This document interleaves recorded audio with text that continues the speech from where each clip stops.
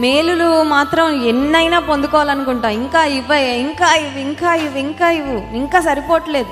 వాళ్ళని చూడగానే వాళ్ళకి అది ఉంది కదా, మరి నాకు ఇవ్వలేదేంటి, ఇంకొకరిని చూడగానే వారికి అది ఇచ్చావు, మరి నా సంగతి ఏంటని give give give, take take take అంటూ ఉంటాం. కానీ నేను నీకు కృతజ్ఞతాస్తుతులు చెల్లిస్తానయ్యా, నేను నీకు వందనాలు చెల్లిస్తాను, I will be thankful, I will be grateful, నీకు నేను కృతజ్ఞతలు చెల్లిస్తానని చాలాసార్లు పొందుకోవడంలో ఉన్న ఎంతూజియాజం, థ్యాంక్స్ చెప్పడంలో చాలాసార్లు ఉండదు.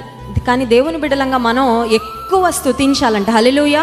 ఎప్పుడైనా మనకు నిరాశ వస్తే, ఎప్పుడైనా బాధ కలిగితే, ఎప్పుడైనా దుఃఖం వస్తే మనం చేయవలసింది ఒకటి, ప్రార్థన చేస్తాం ఖచ్చితంగా.